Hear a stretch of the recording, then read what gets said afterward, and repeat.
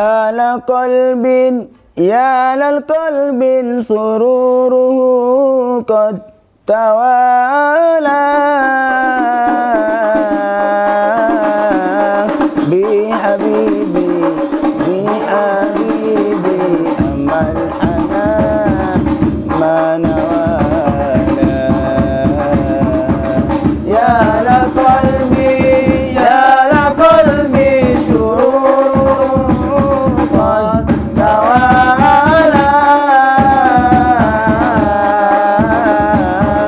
بحبيبي بحبيبي أما الحنان ما نوالا جل من صرف الوجود بنوره غمر الكون بهجة وجمالا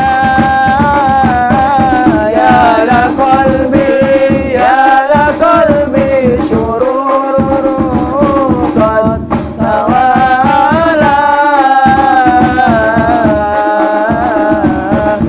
بحبيبي أما الحنان وجمالا. Bismillahirrahmanirrahim. Assalamualaikum warahmatullahi wabarakatuh. Alhamdulillahirabbil alamin. Alhamdulillahillazi hadana lihada wa ma kunna linahtadiya laula an hadanallah. Laqad ja'at rusulu rabbina bil haqq wa nudu antil kumul jannatu lati uristumuha bima kuntum ta'malun. Asyhadu alla ilaha illallah wa asyhadu anna Muhammadan abduhu wa rasuluh sallallahu alaihi wasallam wa ala alihi wa ashabihi ajmain amma ba'du. Fenomena pamer kekayaan yang marak akhir-akhir ini di media sosial banyak menggelisahkan para orang tua. Orang akan dianggap hebat diukur dari hartanya, bukan sebab ilmu dan karyanya. Meski harta itu milik orang tuanya, siapa yang peduli? Pokoknya kaya sama dengan luar biasa. Dan semua ini adalah fakta. Profesi dinilai bukan lagi dari manfaatnya bagi masyarakat, tapi dilihat dari pendapatan yang bisa dihasilkan. Kesuksesan akan diukur dari seberapa banyak pundi-pundi harta, bukan lagi dari ketulusan dan keikhlasan melayani. Jika fenomena ini melekat di generasi mendatang, maka tidak akan ada lagi yang bersedia menjadi petani karena dianggap tidak kekinian. Tidak ada lagi yang mau menjadi pedagang sayur karena dianggap tidak keren. Jadi guru ngaji kalah pamor dengan vlogger dan YouTuber yang lebih bergengsi. Ini adalah hari di mana orang menjadi kaya teramatlah mudah. Joget-joget, buka aurat, atau bahkan ngeprank orang sampai pingsan. Predikat sultan adalah prestasi. Pansos, sosialita merupakan istilah-istilah yang sering kita dengar. Tujuannya cuma satu, hidup enak, hidup mewah, lalu diposting. Jika hal ini terus berlanjut, maka akan muncul generasi yang lemah. Generasi lemah yang penuh pencitraan. Belum lagi ditambah dengan beragam keterpurukan moral. Akibat dari pamer budaya kemewahan. Ada anak yang tidak mau bersekolah karena tidak dibelikan HP versi terbaru.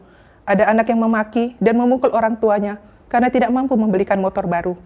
Bahkan ada remaja putri yang menjajakan dirinya hanya untuk mendapatkan uang dengan cara yang mudah agar dapat hidup enak, lalu ngepost kemewahan di halaman sosmednya demi mendulang pujian. Hal ini dapat memancing pikiran orang-orang yang kurang beruntung dalam kehidupannya, sehingga memunculkan pertanyaan-pertanyaan. Kenapa hidupku susah? Kenapa keluargaku miskin? Kenapa aku tidak seenak mereka? Serta beragam pertanyaan yang membuat mereka lupa untuk mensyukuri hidup dan mulai kufur terhadap nikmat Allah. La in syakartum la azidanakum wa la in kafartum inna azabi lasadid. Suatu kali Rasulullah Shallallahu alaihi wasallam pernah mengingatkan para sahabat akan hal yang beliau takutkan. Sesungguhnya hal yang paling aku takutkan atas diri kalian adalah syirik kecil. Para sahabat lalu bertanya, apakah yang dimaksud dengan syirik kecil itu wahai Rasulullah? Beliau menjawab, riya. Ini diterangkan di dalam Al-Quran surat Al-Baqarah ayat 264. A'udzubillahi minasyaitonirrajim. Bismillahirrahmanirrahim. Ya ayyuhallazina amanu la tubtilu shadaqatikum bil manni wal adza kallazi yunfiqu malahu ria'an nas. Wahai orang-orang yang beriman, janganlah kamu merusak sedekahmu dengan menjemput-jemput dan menyakiti perasaan penerima. Seperti orang yang menginfakkan hartanya karena ria atau pamer kepada orang lain. Kata ria atau pamer pada ayat ini bermakna ingin memperoleh pujian. Ingin memperoleh pujian dari orang lain karena merasa dirinya lah yang paling berjasa, yang paling mulia, serta timbul perasaan ingin disanjung, ingin diakui, dan ingin dibilang hebat dan dianggap lebih oleh orang lain, merupakan sebab tumbuh suburnya dosa di dalam hati. Apakah kita lupa bahwa iblis mengawali seluruh rangkaian dosanya dengan berkata, "Aku lebih hebat dari Adam. Aku diciptakan dari api, sedangkan Adam dari tanah."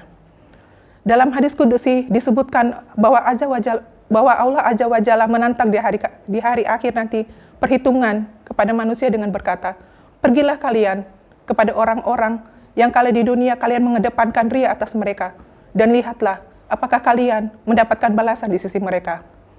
Rasulullah khawatir kepada kita akan hal ini. Rasulullah tidak khawatir kita miskin, tapi beliau lebih khawatir kalau kita kaya. Dan ini mulai terjadi. Harta gampang, tapi melalaikan dan merusak iman. Kita sudah mulai kehilangan rasa khusyuk dalam beribadah, tapi getol dalam urusan dagang.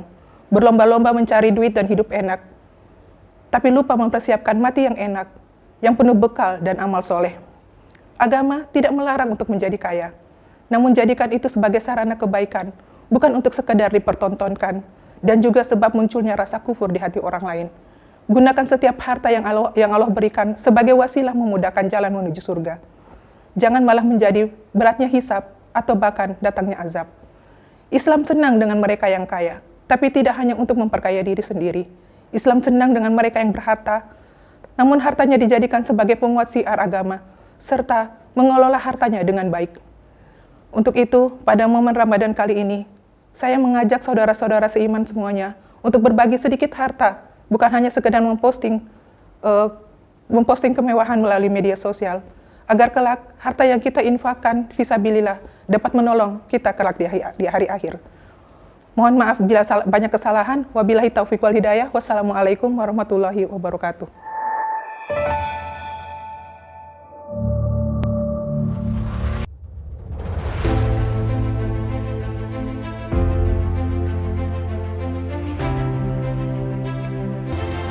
Dengan dukungan sarana dan prasarana yang lengkap, dapat meningkatkan kualitas mahasiswa yang profesional, berwawasan luas, dan mempunyai kemampuan dalam usaha pengembangan ilmu pengetahuan, teknologi, dan seni yang terintegrasi dengan nilai-nilai keislaman.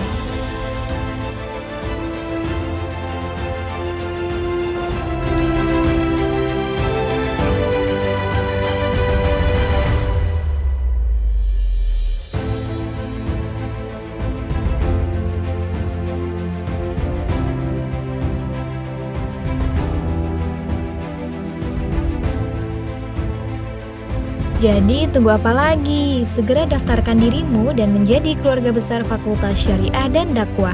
Info selengkapnya kunjungi klik www.iainsorong.ac.id.